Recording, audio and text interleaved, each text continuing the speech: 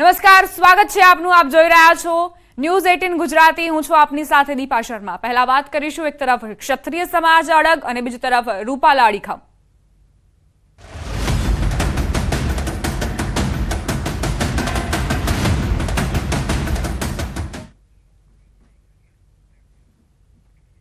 રાજકોટમાં ક્ષત્રિય મહારેલીને મંજૂરી મળી છે. ક્ષત્રિય સમાજની સાંજે 4 વાગે રૂપાલાના વિરોધમાં રેલી યોજાશે. મહારેલી પહેલા ક્ષત્રિય સમાજની સંકલન સમિતિની બેઠક મળવાની છે. રાજપૂત સમાજ સંકલન સમિતિની બેઠક શરૂ. રાજકોટના ગરાસિયા બોર્ડ ખાતે બેઠક શરૂ થઈ છે. સંકલન સમિતિના કોર કમિટીના 16 સભ્યો હાજર છે. બેઠકમાં રમજુભા જાડેજા, કરણસિંહ ચાવડા, વાસુદેવસિંહ ગોહિલ, તૃપ્તિબા રાઉલ, ડોક્ટર રુદ્રદત્તસિંહ ઝાલા, પીટી જાડેજા, સુખદેવસિંહ વાઘેલા સહિતના હાજર રહેશે. આગામી સમયમાં કયા પ્રકારની રણનીતિ ઘડવી તે બાબતે ચર્ચા વિચારણા થશે. તો સંકલન સમિતિના કોર કમિટીના 16 સભ્યો હાજર છે અને તેમની જ હાજરીમાં ચર્ચા કરવામાં આવશે. જોકે સાંજે રેલી માટેની મંજૂરી પણ આપવામાં આવી છે. એટલે ક્ષત્રિય સમાજ જે પોતાના હથિયારો હેઠા મૂકવાના મૂડમાં નથી, સતત અડીખમને અડગ જોવા મળી રહ્યું છે. પરસોત્તમ રૂપાલાના વિરોધમાં આ રેલીનું આયોજન કરવામાં આવ્યું છે, પરંતુ તે પહેલા બેઠક મળી છે જેમાં તમામ આગેવાનોની હાજરી છે અને રમજુભા જાડેજા, કરણસિંહ ચાવડા, વાસુદેવસિંહ ગોહિલ, તૃપ્તિબા રાઉલ સહિતના તમામ ચર્ચા કરશે. ક્ષત્રિય સમાજની રેલીનું એલાન કરવામાં આવ્યું છે. કરણી સેનાના રાષ્ટ્રીય અધ્યક્ષ મહિપાલસિંહ અમદાવાદ આવશે. અમદાવાદના ગોતાથી પણ તસવીરો સામે આવી છે. રાજવીઓ બેઠક કરશે. રાજપૂત સંકલન સમિતિની બેઠકનું આયોજન કરવામાં આવ્યું છે અને રાજકોટમાં આ બેઠક મળી રહી છે.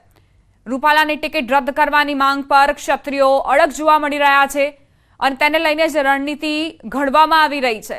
આ પહેલા કરણસિંહ ચાવડા કહી ચૂક્યા છે કે ભાજપ સાથે હવે કોઈ જ મીટિંગ નહીં થાય, કોઈ જ બેઠક નહીં થાય અને વિરોધ યથાવત રહેશે અને તે જ વિરોધના ભાગરૂપે રાજકોટમાં આ બેઠક યોજવામાં આવી છે.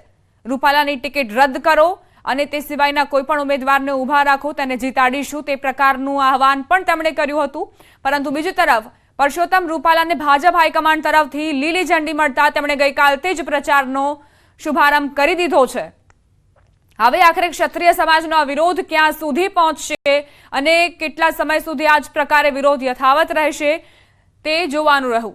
સાંજે 4 વાગે રેલીની મંજૂરી મળી ગઈ છે અને રેલીનું આયોજન મોટા પાયે કરવામાં આવે તે માટે જ રણનીતિ ઘડવામાં આવી રહી છે. તમામને આહવાન કરવામાં આવ્યું છે. સોશિયલ મીડિયાને પણ અહીં ઉપયોગ કરવામાં આવી રહ્યો છે જેથી મોટા પ્રમાણમાં ક્ષત્રિય યુવાનો આ રેલીમાં જોડાય અને પરસોત્તમ રૂપાલા સામેનો પોતાનો વિરોધ તે તમામની સામે જાહેર કરે. રૂપાલાની ટિકિટ રદ કરો એ જ એક માંગ છે અને તેનાથી કંઈ જ ઘટતું સ્વીકારવા તૈયાર નથી ક્ષત્રિય સમાજ. બેઠકનું આયોજન કરવામાં આવ્યું છે. તમામ અગ્રણીઓ અહીં હાજરી આપશે અને એક બાદ એક તમામ પહોંચી પણ રહ્યા છે. તેની પણ તસવીરો સામે આવી રહી છે. રણનીતિ ઘડવામાં આવશે કે આખરે કઈ રીતે પરસોત્તમ રૂપાલાની ઉમેદવારી રદ કરવામાં આવે, ભાજપ હાઈકમાન્ડ પર દબાણ લાવવામાં આવે જેથી રૂપાલાની ઉમેદવારી અટકે, ઉમેદવારી રદ થાય. અમારા સંવાદદાતા અંકિત પોપટ જોડાઈ ગયા છે વધુ જાણકારી સાથે. બેઠક સ્થળેથી તેઓ અમને અહેવાલ રજૂ કરશે. અંકિત, શું જાણકારી આપને પ્રાપ્ત થઈ રહી છે અને ખાસ કરીને જે અગ્રણીઓ જોડાયા છે ક્ષત્રિય સમાજના બેઠકમાં તેમની કેવા પ્રકારની પ્રતિક્રિયાઓ?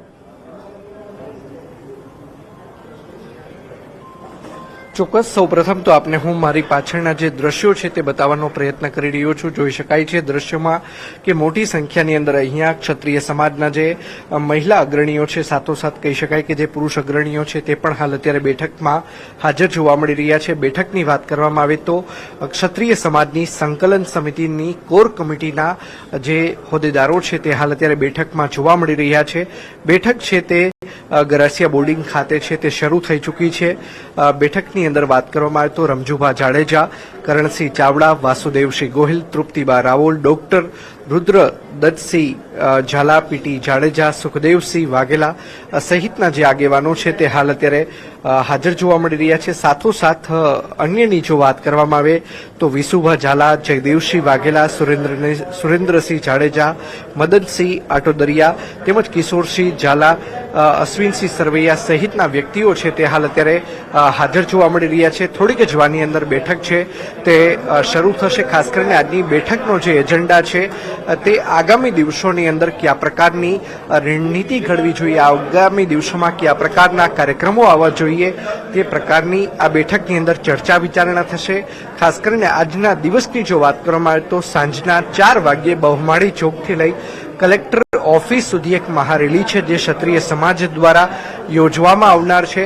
આ મહારેલી બાબતે કલેક્ટર તંત્ર પાસેથી 2 દિવસ પૂર્વે મંજૂરી પણ માંગવામાં આવી હતી અને ક્ષત્રિય સમાજના જે વ્યક્તિઓ છે તેમનું કહેવું છે કે તેમને તંત્ર દ્વારા મંજૂરી પણ આપી દેવામાં આવી છે।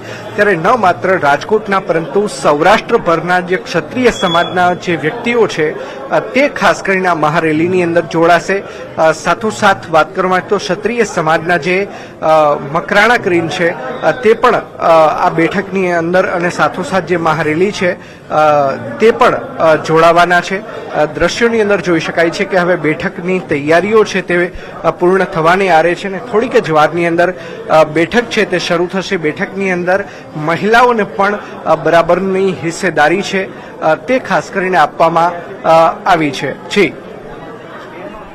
અંકિત, યુવાનોને પણ હાકલ કરવામાં આવી રહી છે સોશિયલ મીડિયા થકી કે તેઓ પણ મોટા પ્રમાણમાં રેલીમાં જોડાય, પરંતુ શું અત્યારે એ જ રણનીતિ ઘડવામાં આવશે કે રેલીને કેન્દ્રમાં રાખીને ચર્ચાઓ કરવામાં આવશે બેઠકમાં? ચોક્કસ ખાસ કરીને વાત કરવામાં આવે તો જે પ્રકારે આજ રોજ સાંજે એક મહારેલીનું આયોજન કરવામાં આવ્યું છે, મહારેલી કઈ રીતે સફળ થાય છે, કુલ કેટલા લોકો છે તે જોડાય છે તે પણ જોવું અતિ મહત્વનું બની રહેશે।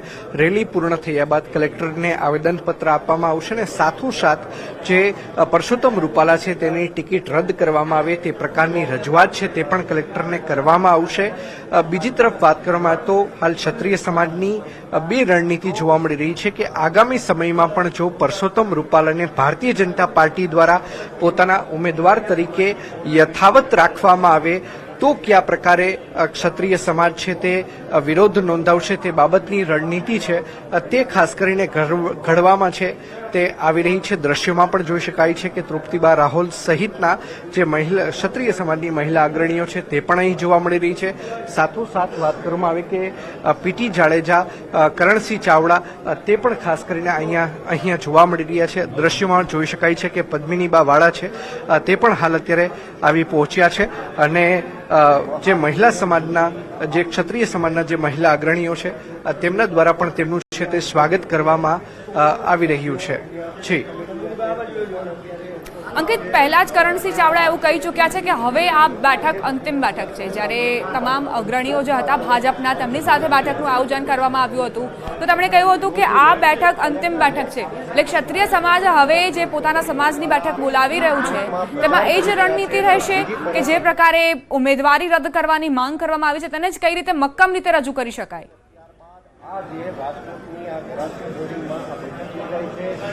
ચોક્કસ ખાસ કરીને વાત કરવામાં આવે તો કરણસિંહ ચાવડા અગાઉ કહી ચૂક્યા હતા કે આ અંતિમ બેઠક છે, પરંતુ આજે રાજકોટની આજે ગરાસિયા બોર્ડિંગ છે ત્યાં બેઠક છે તે યોજવામાં આવી રહી છે। થોડીક જ વારની અંદર આ બેઠક છે તે શરૂ થશે। ખાસ કરીને મેં જેમ આપને કહ્યું કે એક તરફથી ક્ષત્રિય સમાજની માંગ છે કે કોઈ પણ કાળે પરસોત્તમ રૂપાલાની ટિકિટ છે તે રદ કરવામાં આવે। બીજી તરફ વાત કરવામાં આવે તો ખાસ કરીને ભારતીય જનતા પાર્ટી અને રૂપાલાના સમર્થકો છે તે સતત એક જ વાત દર્શાવી રહ્યા છે કે રૂપાલાની ટિકિટ કોઈ પણ કાળે છે તે રદ નહીં થાય। રાજકોટ શહેરની અંદર પણ જુદી જુદી જગ્યાએ બોર્ડ લગાવવામાં આવ્યા છે જેમાં રૂપાલા મક્કમ લોકો ભાજપ સાથે અડીખમ આ પ્રકારના જે બેનરો છે તે પણ ખાસ કરીને લગાવવામાં આવ્યા છે। ત્યારે ભારતીય જનતા પાર્ટી દ્વારા પોતાની રણનીતિ અપનાવવામાં આવી રહી છે। બીજી તરફ વાત કરવામાં આવે તો ક્ષત્રિય સમાજ દ્વારા પોતાની રણનીતિ છે તે અપનાવવામાં આવી રહી છે અને ક્યાંક ને ક્યાંક પોતાની જે માંગ છે તે સંતોષાય તે માટેના તમામ પ્રયત્નો છે તે ક્ષત્રિય સમાજ દ્વારા કરવામાં આવી રહ્યા છે। જી અંકિત, કેટલા સમય સુધી આ બેઠક કરવામાં આવશે, કેટલો સમય લાગશે અને ત્યારબાદ ક્ષત્રિય સમાજના આગેવાનો પ્રતિક્રિયા આપશે મીડિયાને, એ વિશે કોઈ જાણકારી? ચોક્કસ હું દ્રશ્યો પણ બતાવવાનો પ્રયત્ન કરું છું. થોડીક જ વારની અંદર આ બેઠક છે તે શરૂ થશે. બેઠક છે તે અંદાજિત 1 કલાકથી 1.5 કલાક સુધી ચાલી શકે તેમ છે અને બેઠક પૂર્ણ થયા બાદ જે પ્રમાણે અમદાવાદની અંદર ક્ષત્રિય સમાજના આગેવાનો દ્વારા પ્રેસ કોન્ફરન્સ કરવામાં આવી હતી એ જ પ્રકારની પ્રેસ કોન્ફરન્સ છે તે થોડીક જ વારની અંદર રાજકોટની અંદર પણ કરવામાં. અંકિત, આપ જોડાયેલા રહેજો અમારી સાથે, આગળ પણ અપડેટ્સ લેતા રહીશું. પુષ્કરમાં પ્રધાનમંત્રી મોદી સંબોધન કરી રહ્યા છે, સાંભળીશું.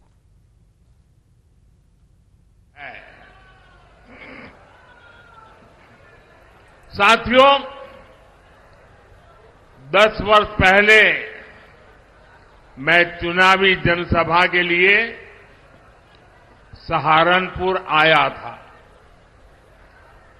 और याद कीजिए 2014 के वो दिन, उस समय देश घोर निराशा, घोर संकट के दौर से गुजर रहा था और तब मैंने आपको गारंटी दी थी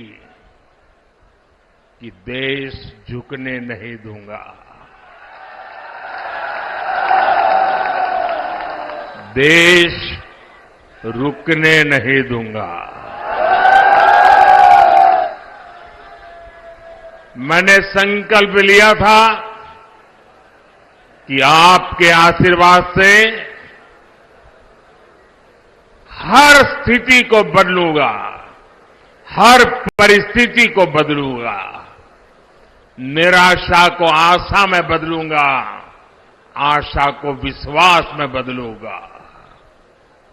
आपने अपने आशीर्वाद में कोई कमी नहीं रखी और मोदी ने अपनी मेहनत में कोई कमी नहीं छोड़ी।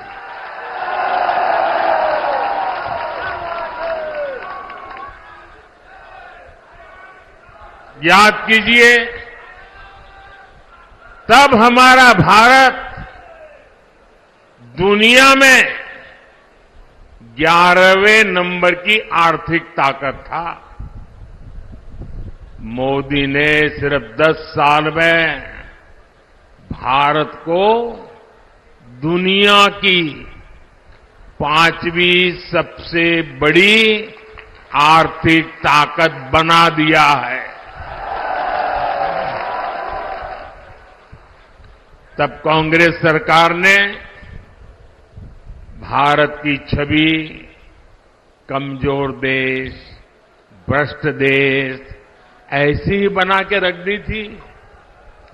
आज बीजेपी सरकार ने भारत की छवि मजबूत और तेजी से विकसित होते देश की बना दी है। बनी है कि नहीं बनी है? पूरी दुनिया में हिंदुस्तान का डंका बज रहा है कि नहीं बज रहा है? यूरोप में भी भारत का डंका बज रहा है, अमेरिका में भी भारत का डंका बज रहा है, आफ्रिका में भी भारत का डंका बज रहा है। सीधा जઈએ CR પાટીલના સંબોધનમાં.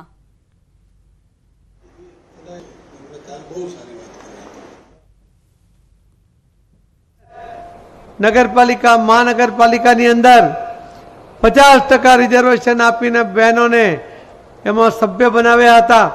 આજે કેટલી બહેનો અલગ અલગ જગ્યાએ મેયર હશે, કોઈ જગ્યાએ ડેપ્યુટી મેયર હશે, કોઈ જગ્યાએ કારોબારીની ચેરમેન હશે અથવા અલગ અલગ કમિટીની ચેરમેન હશે અને 50% સભ્યપદ બહેનો પાસે છે જ.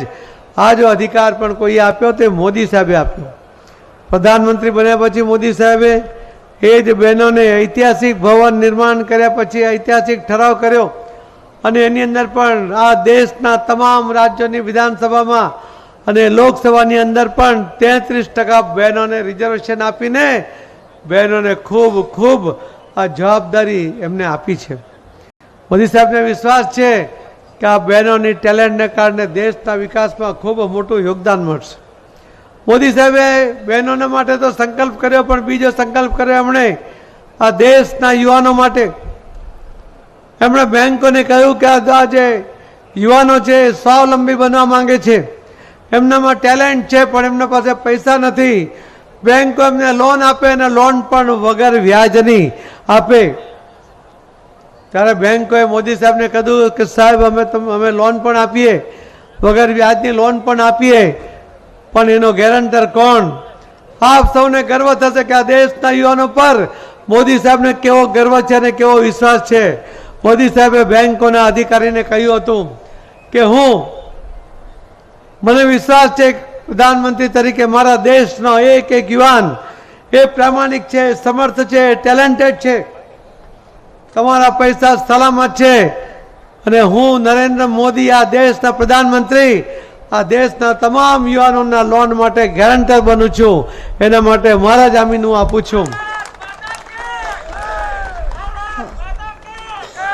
આખી દુનિયામાં કોઈ પણ મહાસત્તાના રાષ્ટ્રપતિ હોય કે પ્રધાનમંત્રી એમણે ક્યારેય પોતાના દેશના યુવાનો પર આટલો ભરોસો નથી કર્યો, આટલો ગર્વ નથી કર્યો એ મોદી સાહેબે કર્યો છે. મોદી સાહેબે ત્રીજો પણ સંકલ્પ કર્યો છે ખેડૂતો માટે. મોદી સાહેબ કહે છે કે એ તો આપણા અન્નદાતા છે, એને આપણે જગતનો તાત કહીએ છીએ, પણ આ જગતનો તાત લાચાર છે. નાની નાની એની મજબૂરીને કારણે એક નાયબ મામલતદાર જેવા અધિકારીને પણ એને લખવું પડે કે મહેરબાન સાહેબ મને મદદ કરો, એવી લાચારી એને વ્યક્ત કરવી પડે. મોદી સાહેબે કહ્યું કે આ અન્નદાતા એ ક્યારેય લાચાર નહીં હોવું જોઈએ. એને કોઈ અરજી કરવાની જરૂર નથી, કોઈ દલાલને મળવાની જરૂર નથી, કોઈ વચેટિયાને મળવાની જરૂર નથી. મોદી સાહેબે આવા 7/12 જેવા ખેડૂતોના નામ છે એવા આખા દેશના તમામ ખેડૂતોના ખાતામાં વર્ષે 6,000 એ મોદી સાહેબે જમા કરાવવાનું શરૂ કર્યું. આ એકમાત્ર મોદી સાહેબની સરકાર છે કે જેમણે ખેડૂતો માટેની યોજના બનાવી છે. અહીં કઈ ખેડૂતો છે? અહીંયા કોઈ નથી. કેવું છે ને? તમારા ખાતામાં પૈસા જમા થાય છે ને? તો એ મોદી સાહેબને કારણે થાય છે. અને મિત્રો, મોદી સાહેબે ચોથો સંકલ્પ કર્યો છે. એમણે કહ્યું કે આ દેશની અંદર ગરીબો છે, પહેલાથી જ વર્ષોથી આદિવાસી ભાઈ બહેનો ગરીબ છે, ધીમે ધીમે એમને બહાર લાવવાનો પ્રયત્ન થઈ રહ્યો છે. દલિત ભાઈ બહેનો પણ ગરીબ છે, એમને પણ આગળ લાવવાનો પ્રયત્ન થઈ રહ્યો છે. એના માટે રિઝર્વેશન પણ છે, પણ એ પૂરતું નથી. પણ ઉજળિયાતની અંદર પણ અલગ અલગ સમાજની અંદર પણ ગરીબ લોકો છે. આવા તમામ ગરીબો માટે અલગ યોજના બનાવીને એમને ગરીબી રોકાઈશું એક નાનકડા વિરામ માટે. તે પહેલા નજર ટોપ 3 ન્યૂઝ પર. મોહન ભાગવત આજથી 3 દિવસ માટે ગુજરાતના પ્રવાસે. 3 બેઠકો પર ભાજપના ઉમેદવારોને લઈને વિરોધના વંટોળને લઈ ભાગવતની મુલાકાત સૂચક મનાઈ રહી છે. આજે ભાજપનો સ્થાપના દિવસ. દેશમાં ઠેર ઠેર ભાજપના કાર્યાલય પર ઉજવણી. ગાંધીનગરમાં પાર્ટી કાર્યાલય પર ઉજવણી. ભાજપાના સ્થાપના દિન નિમિત્તે પીએમ મોદી એક્સ પર મૂકી માહિતી. લખ્યું, ભાજપા દેશની સૌથી પ્રિય પાર્ટી, નેશન ફર્સ્ટના મંત્ર સાથે લોકોની સેવામાં લાગેલી.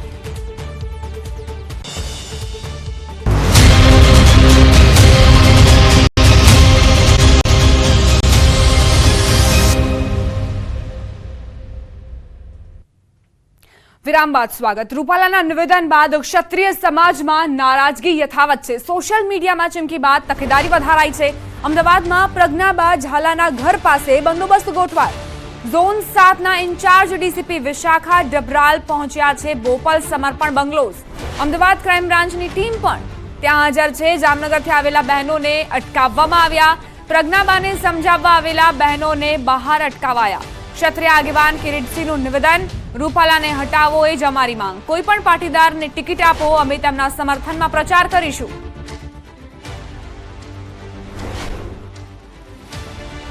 રૂપાલાના નિવેદન બાદ જે વિરોધ છે તે યથાવત છે. રાજપૂત સમાજનો અને રાજપૂત સમાજની બહેનો છે તે આજે વિરોધ કરવા માટે પણ કમલમ પહોંચવાના હતા. અત્યારે જે બહેનો છે તે અહીં આવી છે.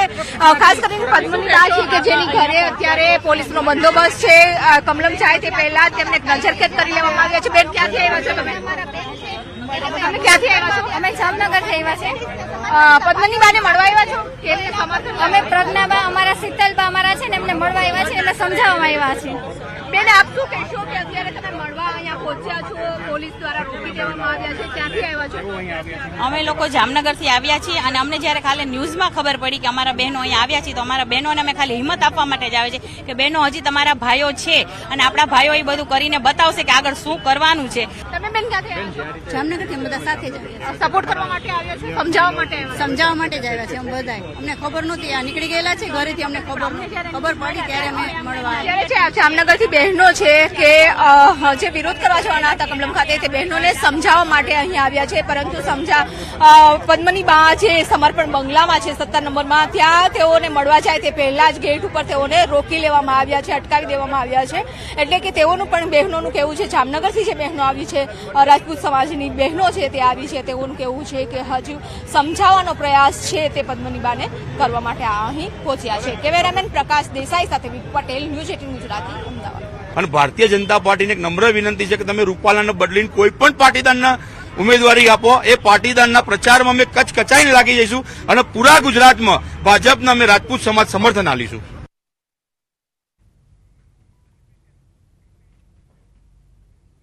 અમદાવાદના રિવરફ્રન્ટ ઇવેન્ટ સેન્ટર પર ભારતીય જનતા પાર્ટીનું બૂથ પ્રમુખ સંમેલન યોજાયું હતું, જેમાં પ્રદેશ પ્રમુખ સી.આર. પાટીલ, મુખ્યમંત્રી ભૂપેન્દ્ર પટેલ, અમદાવાદના ધારાસભ્યો અને સાંસદો ઉપસ્થિત રહ્યા હતા. કાર્યક્રમમાં સી.આર. પાટીલ કાર્યકરોને સંબોધન કરતા ભાવુક થયા. ભાવુક થતા તેમણે કહ્યું કે 2022ની વિધાનસભા ચૂંટણીમાં 182માંથી 182 સીટ ન મેળવવાનું દુઃખ આજે પણ છે. તેથી આ ચૂંટણીમાં કાર્યકરોને સખત મહેનત કરવા તેમણે આહવાન કર્યું. સાથે જ આ ચૂંટણીમાં 26માંથી 26 બેઠક જીતવાનો વિશ્વાસ વ્યક્ત કર્યો. તો મુખ્યમંત્રીએ કાર્યકર્તાઓના વખાણ કર્યા હતા.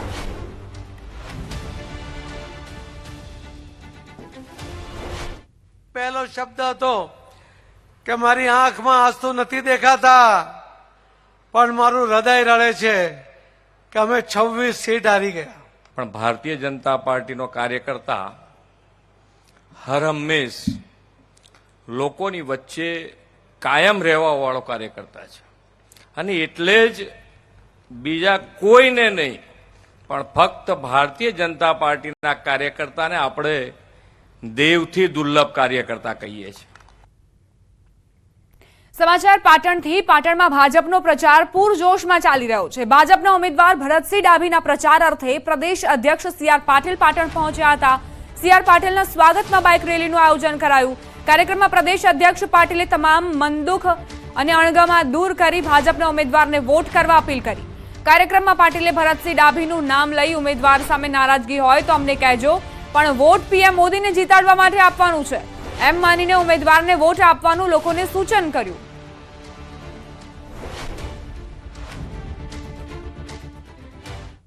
માની લો કે તમારામાંથી કેટલાકને ભરતભાઈનો વિરોધ હોઈ શકે, મતદાતાને હોઈ શકે, પણ એમને કહેજો, તમને હું કહું છું કે એમને કહેજો અને તમને બી કહું છું કે આપણે મોદી સાહેબને જોઈને મત આપવાનો છે.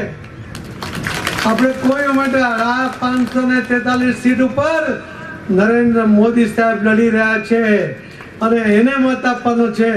આપણા ગમા, અણગમા, દુઃખ, મનદુઃખ આ બધું જ ભૂલી જવું. સમાચાર સુરતથી. સુરતની લિંબાયત પોલીસે આરોપીઓને કાયદાનું ભાન કરાવ્યું. સુરતના લિંબાયત વિસ્તારમાં આતંક મચાવનાર MS કંપની ગેંગના 3 આરોપીઓ ઝડપાયા. શરીર સંબંધી ગુનાઓમાં 3 આરોપીઓએ 2 મહિનાથી ફરાર હોવાની જાણકારી છે. આરોપી વસીમ મલિક સામે 6 અને સમીર ઉર્ફે બતક અને સમીર ઉર્ફે લારા સામે 4 જેટલા ગુના નોંધાયા છે. આરોપીઓ લિંબાયતમાં માથાભારી તત્વો તરીકે છાપ ધરાવતા હતા. લોકોમાંથી MS કંપની ગેંગનો ભય દૂર કરવા પોલીસે આરોપીઓનું સરઘસ કાઢ્યું.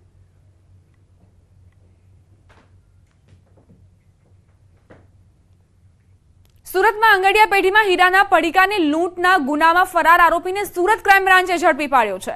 શહેરમાં આંગડિયા પેઢીમાં તથા હીરાના કારખાનામાં લૂંટ ચલાવી 24 વર્ષથી ફરાર આરોપી ઝડપાયો. વર્ષ 2000 અને 2001ની સાલમાં આંગડિયા પેઢીમાં તથા હીરાના કારખાનામાં ઘાતક હથિયારો બતાવી 4 લાખના હીરાના પડીકાની લૂંટ ચલાવી હતી. પોલીસથી બચવા આરોપી અલગ અલગ રાજ્યોમાં મજૂરી કામ કરતો હતો. પોલીસે બાતમીના આધારે આરોપીને અડાજણ સ્ટાર બજાર પાસેથી ઝડપી પાડ્યો. પોલીસે આરોપી વિરેન્દ્ર ઉર્ફે શ્યામદેવ રાજભરને લિંબાયત પોલીસ સ્ટેશનને સોંપ્યો છે.